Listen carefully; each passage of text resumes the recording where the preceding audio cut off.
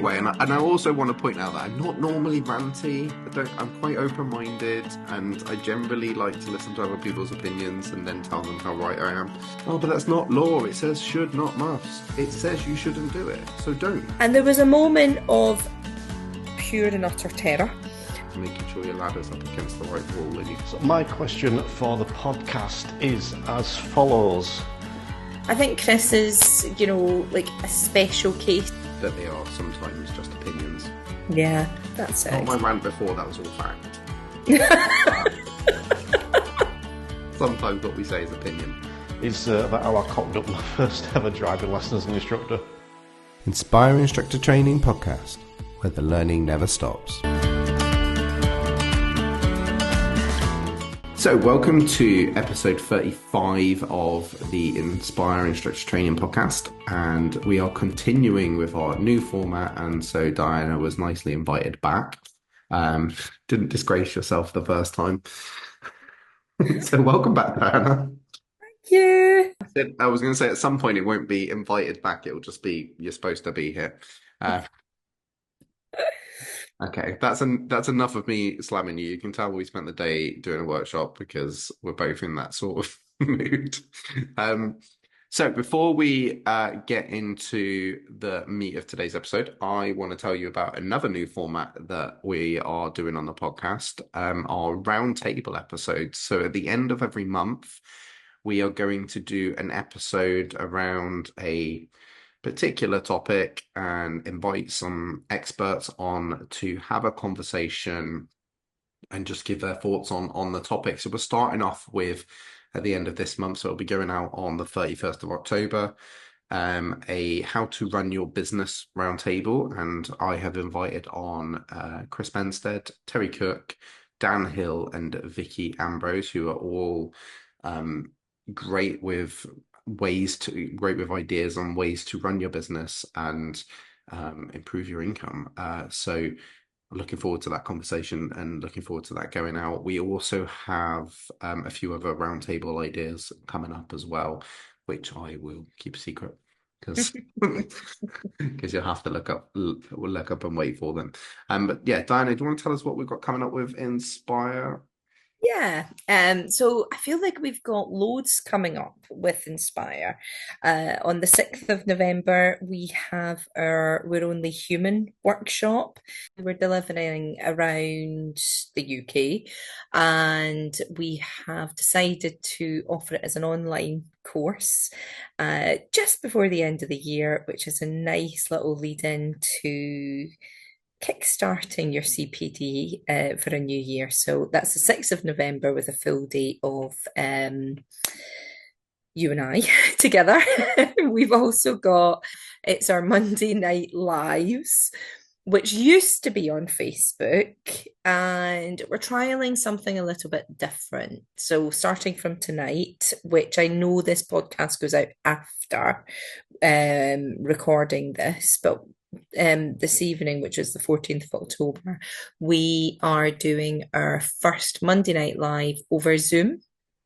And there's a couple of reasons for that. We have previously done it, for the past 10 months on Facebook, and we've got lots of lovely interaction, but we felt that it would be a more interactive experience if it wasn't a Zoom session. And we wanted you to be able to connect with us face to face if you chose to as well. Now, to join these live Zooms, they are completely free of charge, but you do need to get the link from our Facebook groups. So our Facebook group is the ADI/PDI Instructor Support Group. We can post some links in the podcast notes. And then every other week, we will do it exclusively for our Inspired PDI Club. And that's exclusively for PDIs. We're a great believer in, gaining experience from lots of different resources and trainers and ADIs that have newly qualified and experienced ones. But I also think that there's a place for PDIs just to be able to find their feet and feel that they can ask whatever question whenever they like as well. And that was the motivation for us setting that up. So based on feedback from our last episode, I wanted to add a little section here where we're a bit maybe adding a bit more educational content. In my mind, when we set up this format, that would have been the question, answering the question. But actually, based on our first two questions, they've not really been questions about education, and that's absolutely fine because I think we enjoyed sort of answering that, and I'm looking forward to answering this one as well. So I thought we'd add a little bit in here.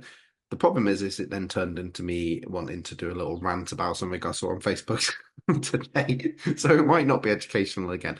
Although I hope it will be if you agree with me. If you disagree with me, then it will be probably not educational, I suppose. So anyway, and I also want to point out that I'm not normally ranty. I'm quite open-minded, and I generally like to listen to other people's opinions and then tell them how right I am. But the this one is it's just another one of those ones that kind of gets me, and I suppose I do understand some people's opinions, but um, they're not right. So um, I am joking. So it was basically a Facebook post about overtaking on the inside on the dual carriageway, so on the left from lane one, basically. And the first of all, the video that was posted, um, there was nearly a collision, to be fair. Like there was a van coming in from lane three to lane two, who could have quite easily gone to lane one and hit the dash cam car and would have no idea that he was there. Now, yes, you could argue that the van driver should be aware of what's on the left of him as well. But I personally would not be putting my car in a situation where I'm relying on someone else, particularly in a van, and not because of van drivers, but because they've got poorer visibility on the left. I just wouldn't be putting my car in that situation where I might get hit. Now, there was a lot of people arguing that one, obviously middle lane drivers, which was the cause of the problem. So there was a lot of people just driving in the middle lane who should have been in lane one. And they were saying, well, that's illegal. That's something you shouldn't be doing. And 100%, absolutely, they are causing a problem on the road. But two wrongs don't make a right. And overtaking on the left, 99.99% of the time is not right. If you look at the highway code and you look at driving essential skills, they both say that you shouldn't overtake on the left. I 100%, because I can hear people listening, screaming at the podcast going, oh, but that's not law. It says should, not must. And I agree, it's not law, but it does say you shouldn't do it. And that doesn't mean we ignore it just because it's not law. It says you shouldn't do it. So don't. Um, it's, there's nothing else in the world that if somebody said you should or shouldn't do something, that you just go, oh, well, they don't mean it because it's not law. Like it's still advice. It's still what we should be adhering to. And sorry, I'm probably going off now. And it's sort of kind of like I get it. We should think critically about these things, and there are always going to be exceptions to the rule. But we shouldn't be going out teaching and pupils that learners or PDIs or whatever that this is the way you should do something when it clearly says don't forget, we are DVSA approved driving instructors.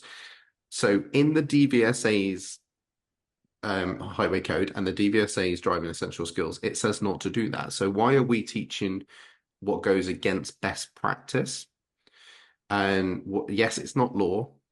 And so the police officer's probably not going to pull you over, but that's not what we're teaching for. We're teaching for best practice and safety. And by putting yourself on the inside of a car, overtaking this on the left side, sorry, of a car undertaking, you're putting yourself at a higher risk because they can't see you as well. The blind spot on the left is a bigger blind spot. And I was talking to Chris Benstead about this, and we had a lovely little debate via Facebook Messenger, and we all love Chris. He's fantastic, and that's why I went to him asking him about his opinion on this, because I respect his opinion. And he was saying, well, he would never do it with a lorry because the risk is too high. But he would with potentially a car who had cemented itself in the middle lane, in the fact that they're like a middle lane hogger. And I sort of kind of get that sort of kind of feeling. I can sort of kind of go, well, that car's definitely going to be there. That they've been there for ages. But also there, you're kind of again putting your trust in a car who has already shown that they maybe have a lack of driving skill by the fact that they're stuck in the middle lane. So there isn't anything stopping them, just as you happen to be undertaking them, going, oh, wait a minute, I'm not supposed to be in the middle lane, and then diving over to the left without looking. I just wouldn't, I wouldn't, it would feel so uncomfortable putting my car there. I also think oh, I'm still going. Um, I also think from a point of view of testing, it would absolutely be a fail on a part on an L test. And I have had a pupil fail, sorry, PDI fail for it on a part two as well. And they didn't actually even undertake, they just got near the car. Because again, this was a car in the outside lane who had cemented themselves into this outside lane for whatever reason. It was a two-lane dual carriageway. For whatever reason, they plonked themselves in lane two. The PDI had only just joined the dual carriageway, and we're in lane one. And this car in lane two just started killing their speed because there's a bend coming up. And they overdid it. Like, you can go around this bend at maybe 55, 60. They dropped down to like 40. And the PDI was braking with them, but just not enough, and ended up going like halfway along their car, maybe like front bumper onto their back bumper sort of kind of thing. And then fell for undertaking because, and actually quite rightly, because at any point that person could have gone, oh, wait a minute, I'm not supposed to be here, and dived over back to the left and would not have seen them. And you can't rely on that person who is clearly not driving well and therefore lacks maybe experience, confidence, to be like, you don't know that they're aware of what's around them. And actually, I'd probably expect that they're not aware of what's going on around them. So don't put yourself in that scenario. Like, in that scenario, I would have pulled into lane two behind them. Maybe now they can see me better, kept a safe distance, and waited for them to move back over. If there was 3 lanes, I'd have moved into lane 3 and overtaken them. So yes, there will be an exception to the rule somewhere, because there always is. But I think we should be teaching best practice, and I think we should be teaching based off driving essential skills, highway code, and national standards for cars and light vans, because we are driving DVSA approved ADIs, so we should be teaching their materials. That's our job. I agree. I completely agree. I had the polar opposite though, with a PDI who was on a motorway, and there was a designated lane, but it was a really long stretch of road, and the PDI held back the I think it was a van as well. Yeah, I think that played a part in it. It was a van or a lorry or something big. And it was in its own dedicated lane. And I must, stress it was like dotted lines. It wasn't, like a solid white line or anything. They absolutely could categorically move into that lane at any point, any time.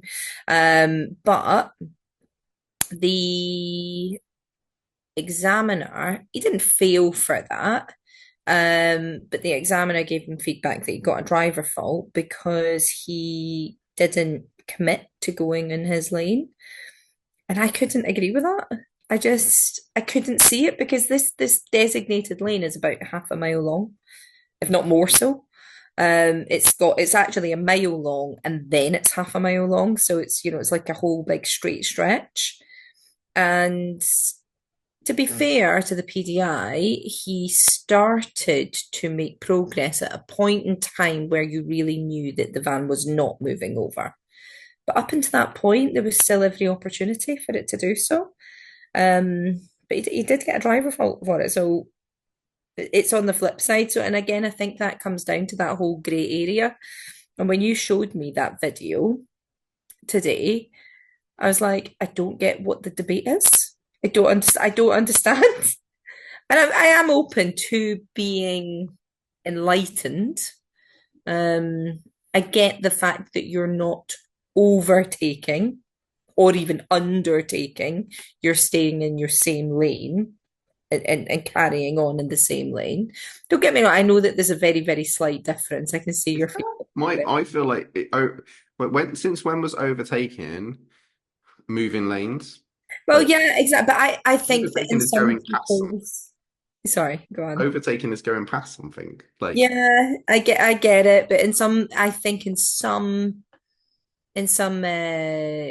people's minds, I am with you, right? I know. I'm with you. But I do think that in some people's minds, they genuinely believe that overtaking or undertaking is getting past someone to go and get in front of them in the same lane. And that's not my understanding of it. My understanding of it is going past them, whether that be in a separate lane, in the same lane, whatever. Um, so I'm very much with you with that.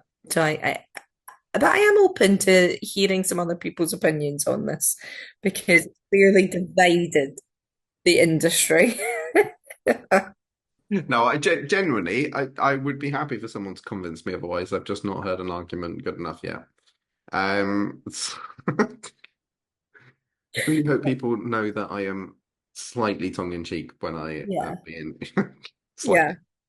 I'm just Anyway, shall we move on before I annoy everyone? And no one ever listens to the podcast ever again. I we wanted to carry on with what we did last week, where we're talking about our positives from the week and our challenges from the week. Last week I'll let you go first, and I'm going first.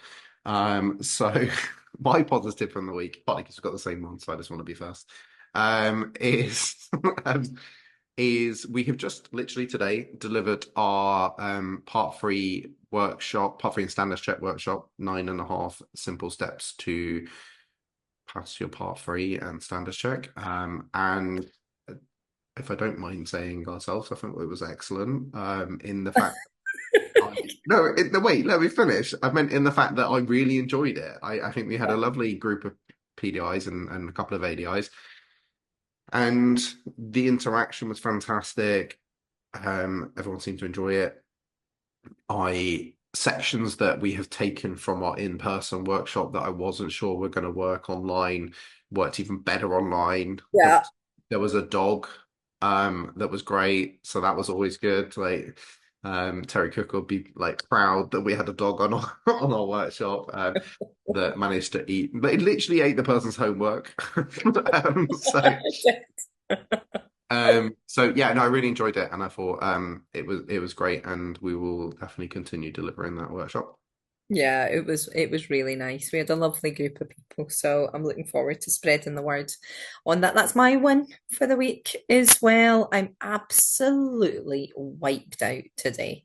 Because I'm going on holiday at the end of the week, and therefore I'm cramming everything and anything into the lead up to that. And well, you know how much work we put into the PDI workshop, standards check workshop. Um, and for it to be as successful as it was today, just I don't know, it just felt like a real nice affirmation of all the work that we put in, which is really lovely. So thank you for the team that joined us today. And it was sold out, which was amazing because we had so much interest. We had lots of people that wanted to juggle and all the rest of it. So that was nice. So what was your challenge for the week then? What have you found challenging? Oh, I knew you were going to come to me for that one first. Okay, so I have a pupil that is a full license holder. She passed her test with me, and she now has her own car. It's huge. It's a Range Rover, and we've done some like additional. And she's had plenty of motorway lessons in my car, and we've done lots of we've done loads, and there was a moment this week where there was an indecisive moment on the motorway where she was wanting to change lanes. she did that thing where she started to drift before she communicated that she wanted to change lanes. She was still very much in the I need to look phase, but started to drift before she'd even looked at all. So I paused her from moving over until she'd looked, but that pause resulted in a delay to her taking the gap. So the gap that was there then wasn't. So that car went, which was fine. And when the car was alongside her, she put the signal up to move into the middle lane and alongside her in a way that it wouldn't have unsettled the car. So that was fine. But the car behind her went into the middle to overtake because, of course, when she wanted to move out and all this was going on and all the little decisions that were going on in her head, she started to ease off the gas. So the car behind started to overtake her, then spotted her signal, temporarily held back, and she started to drift over. But I had clocked the fact that it wasn't safe for us to go at that point, and I said, "Don't move over."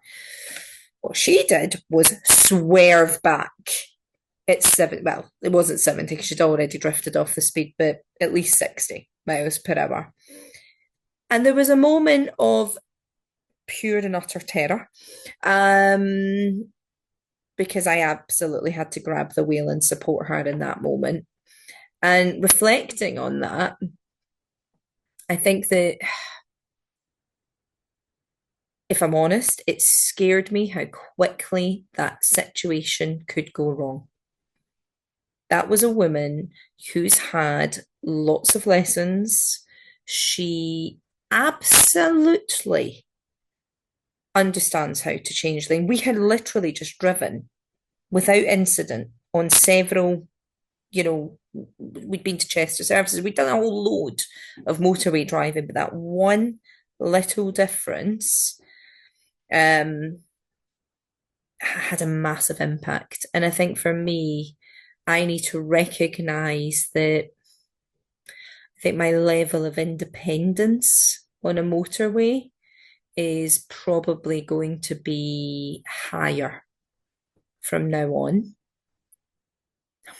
I'll reflect on that further in the future as lessons progress, but I'm very much going to be more proactive in my support, especially because there was several key things going on there. One, it was her own car, so no dual controls, no way to control the situation other than verbally. So that's what I really needed to up my level of support on, or physically, i.e., with my hand.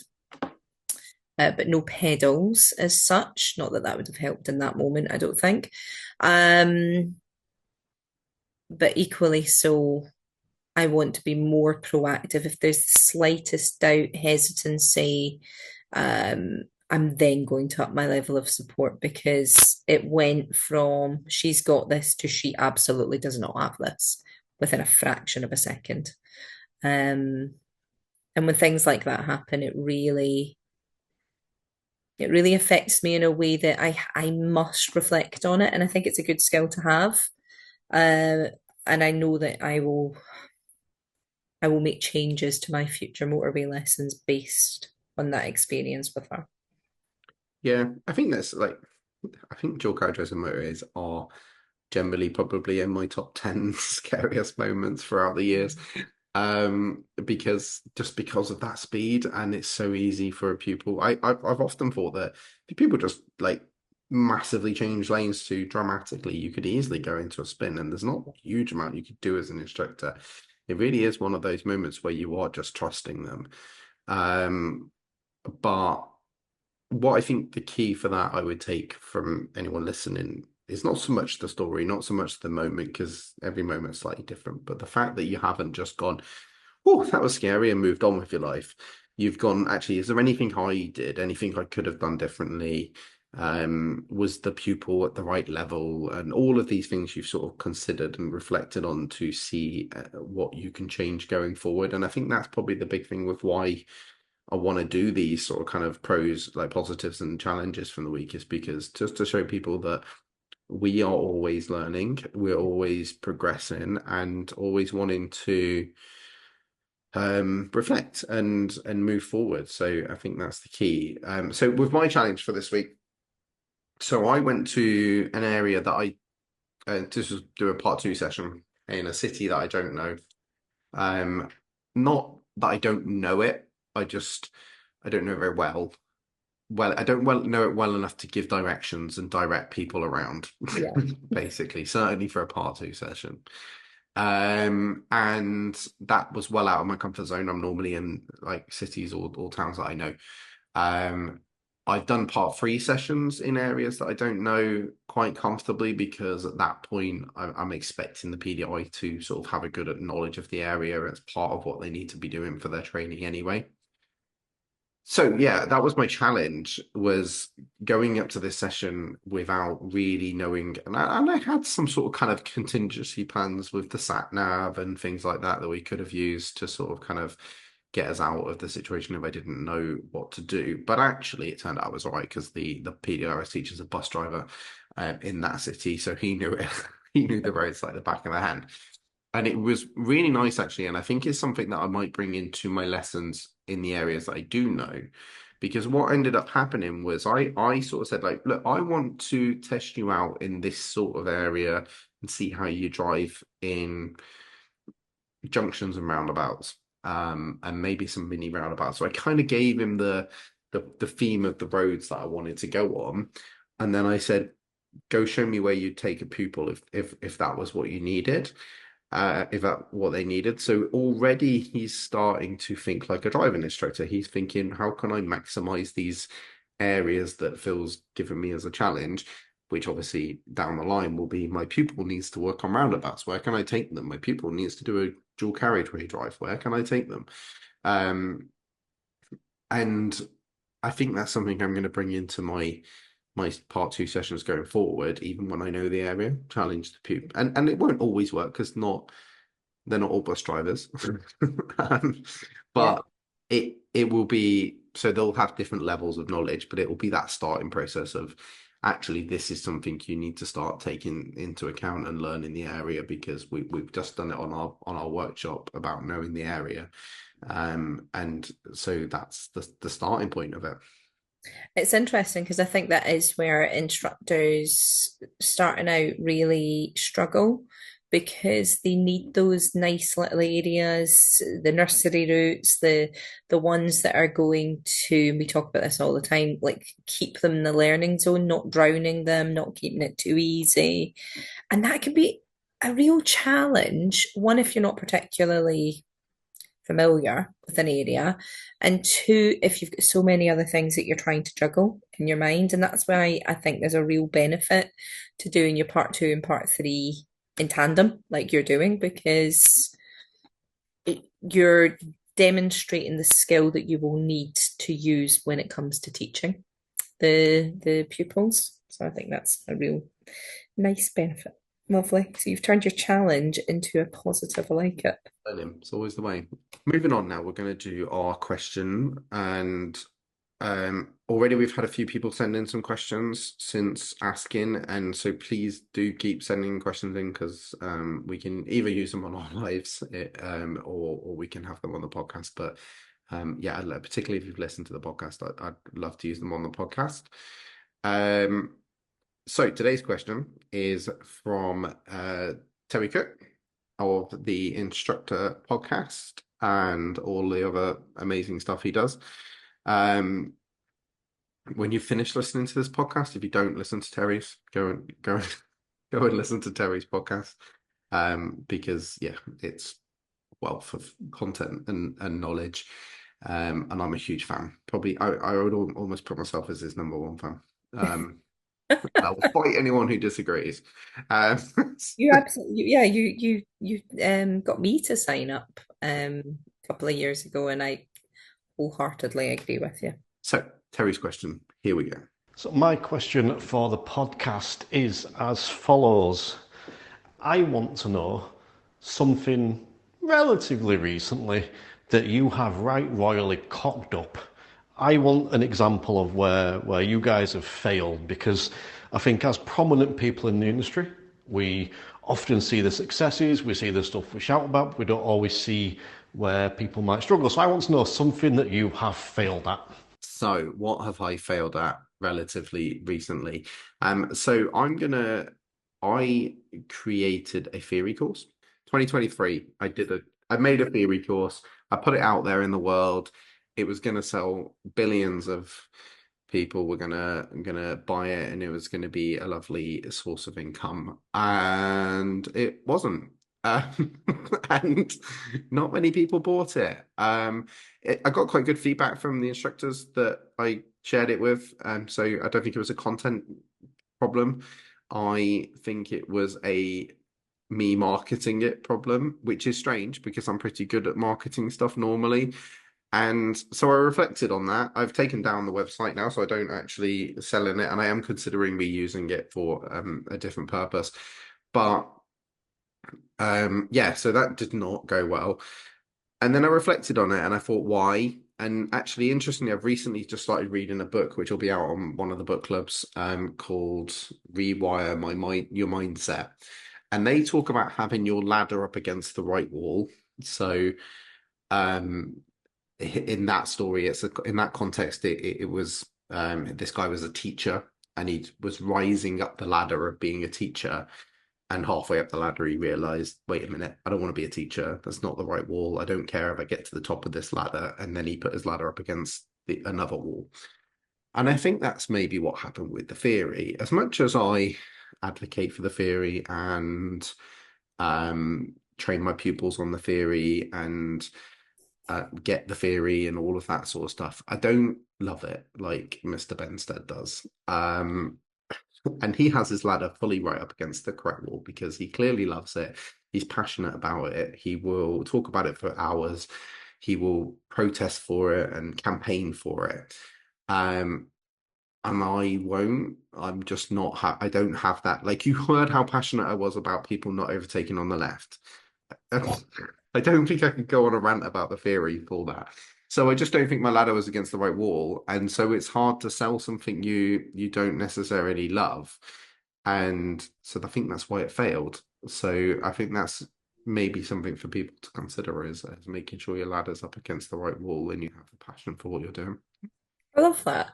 I also like the fact though that you tried something. You Yeah. tried it and then discovered it wasn't for you. And I totally get that with the theory. I think Chris is, like a special case in that way No, because really, no, but what I mean by sorry, that, you just said in, Chris special case. no, but what I mean by that in the nicest possible way, he almost inspires you to want to do better with the theory. Yep. And I've been in that situation myself where I've been inspired by Chris and thought I must do theory sessions with my pupils, and I must do one-to-ones and cafes with them, and I must do like group Zoom sessions and things like that. But actually, it did. First of all, there was very, very little uptake, and second of all, there was a lack of interest in me, like in my ability to deliver that content because Chris is so passionate about it. And I just don't think I brought the spark. Like I was like, oh, well, there's towing and there's this. And I was just like, it wasn't my bag. So I totally get it. And what I mean is, I do think Chris kind of almost inspires us all. I had to talk to you about my fail. Is that right? So, what I failed at this week, other than my motorway drama, um, actually, I'm quite annoyed at myself about last week, or yeah, last podcast, I should say, um, because I kind of went on a rant, a bit like you with your dual carriageway motorway chat today.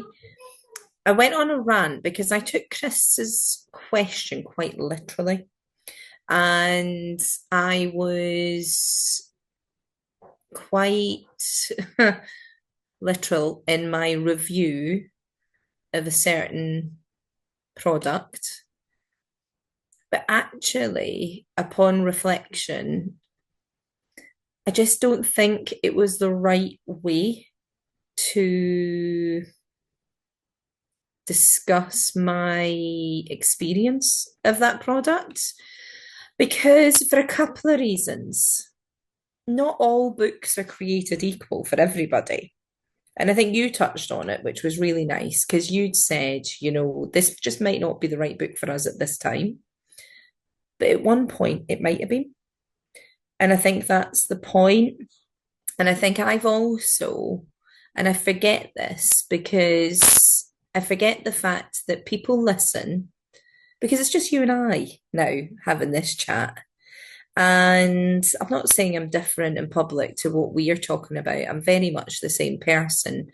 But I think I forget that what I say might influence a decision. And actually, that's not fair if I haven't done a thorough review. And I felt that I didn't do that. I took it very literal, the question, which was what have I regretted buying or something like that. And if I'd had my time again, I would answer it differently.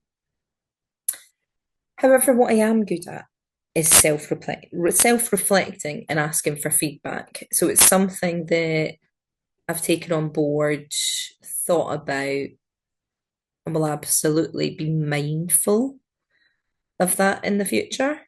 But I very much see it as something I failed at this week. So I must do better.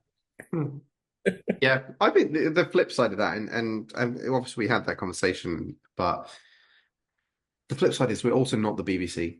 So I do think we are allowed to have opinions, but we just have to be maybe careful about how strong they are and also that they are sometimes just opinions.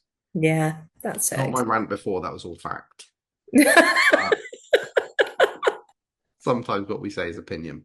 So shall we move on to our stories, also provided by Mr. Cook, and not to be outdone by Terry, by Chris Benstead. Terry also provided us with two stories and said choose whichever one you want. So obviously I'm going to use both. And I can't remember which one's first, so I'm just going to play it. And you've not heard this before, so I'll let you react first. And yeah, so let's listen to Terry's story. Everyone's sitting comfortably. So, as you requested, I've got a story around road safety for you, but I'm also going to tag another one on about how I really cocked up my first driving lesson, so you can choose which one you want to use. Because the first one, I'll make the road safety one. So, I use the honest truth, and I fairly recently, we watched a video of a young lad, and it was the seatbelts video. And as a result of this video, he kind of opened up and he said he only wears his seatbelt because he's on the driving lesson. And he knew from day one that getting in, I would make him wear a seatbelt. So he just worn it without a problem. But he kind of opened up and he were honest enough to say, I don't wear them when I'm a passenger in other cars. And I don't know if I'll wear them when I get my own car. And we've had some interesting conversations about this. I would say he's now much more likely to wear a seatbelt post-test. I'm hoping that I can get him even further along to wearing a seatbelt, but I think it just shows the importance of those road safety conversations and, particular highlighting honest truth. Since that, I now ask that more. I now ask more about seatbelts because I think previously, as I'm sure a lot of instructors do, I kind of took it for granted because he jumped in, put his seatbelt on. I probably asked him a question about it and he answered and we moved on. So yeah, using the honest truth there is something that helped me potentially get this lad to wear a seatbelt post-test. Love it.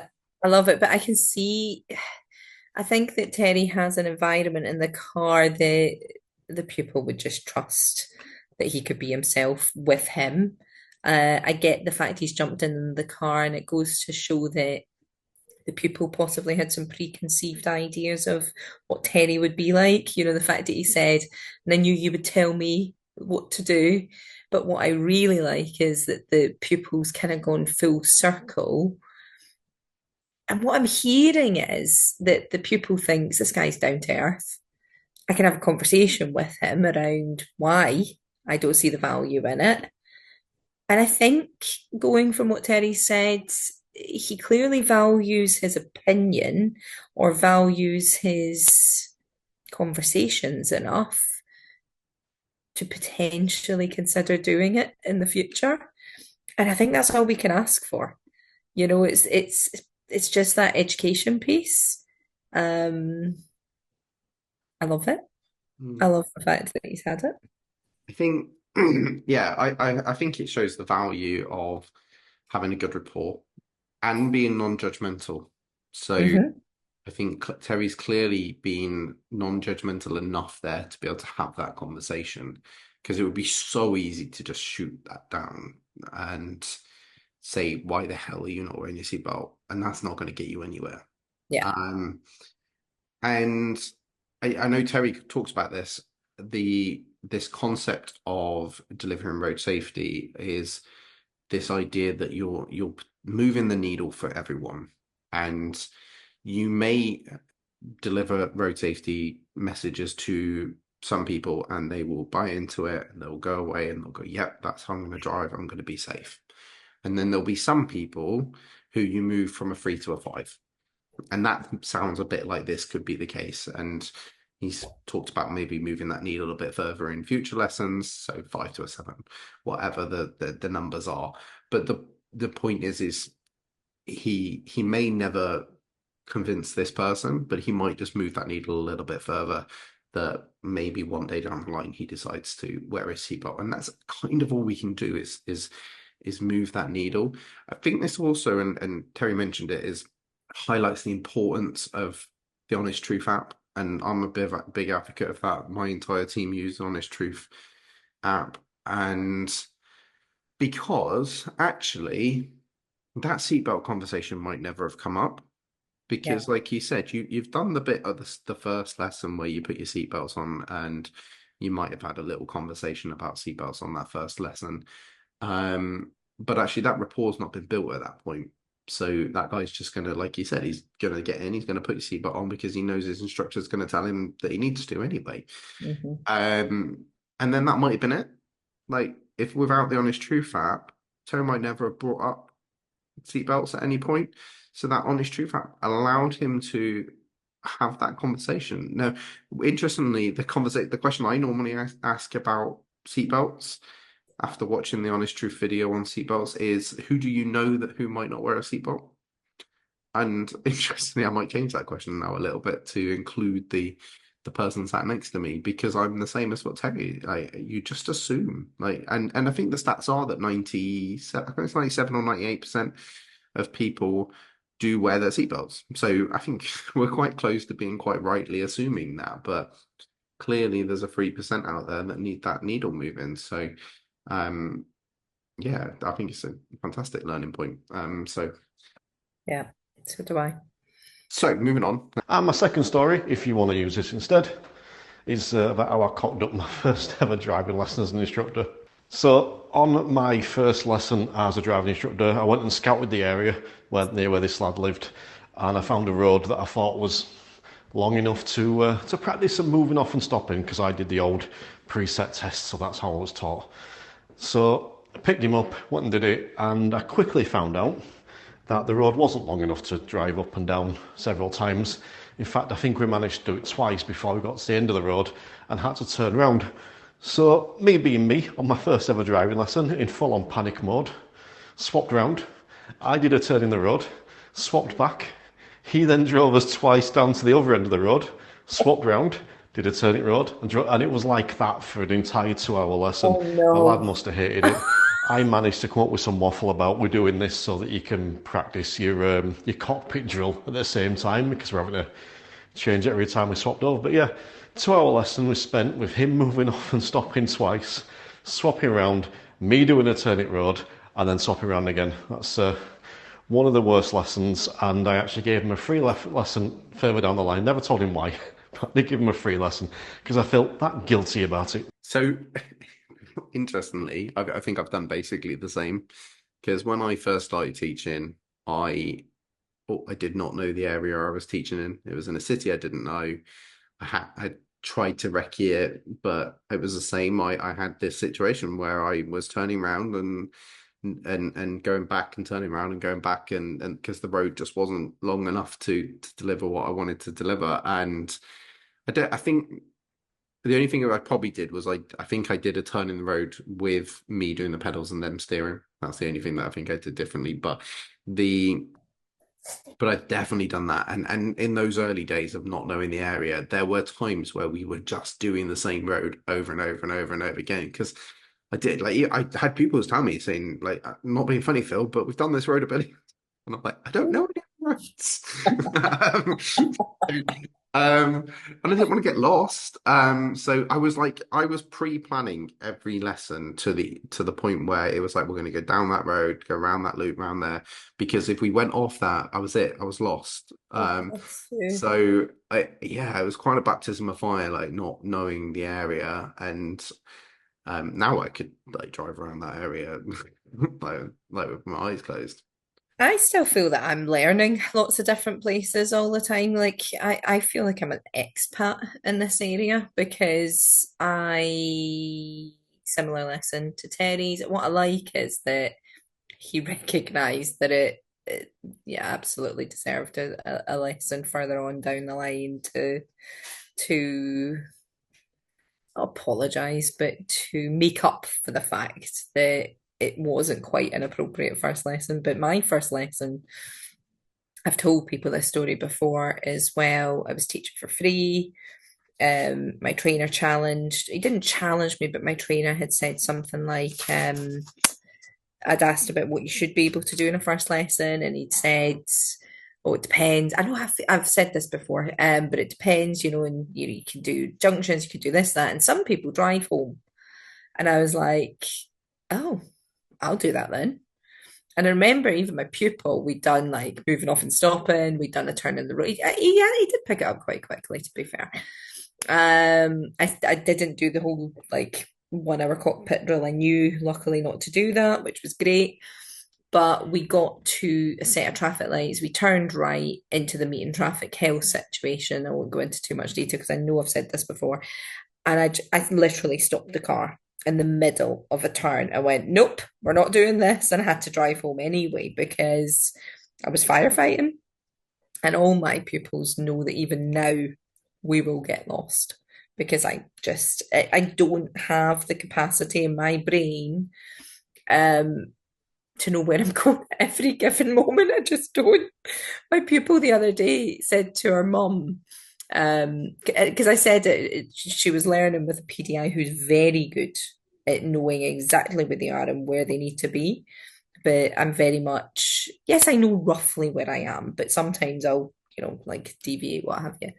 And I'd said to her, that's something that, we'll discover lots of lovely, wonderful roads with me. And she'd said to her mum, she told me, I said to my mum, oh, she uses a sat nav, mum. She was like, she doesn't know half the places where she's going.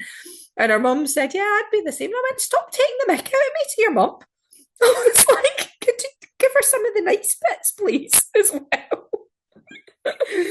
I think I'm now at a point where I have that internal sat nav. So I always think, like when you set the destination to where you're going and then you go the wrong way and it's constantly rerouting and how that's what my brain's going. Like when we're coming towards the end of the lesson, I'm constantly rerouting, going, all right, we're about 40 minutes from home now. We're about 30 minutes. So if we go back now, we'll be on home on time. We go back now, we'll be home on time.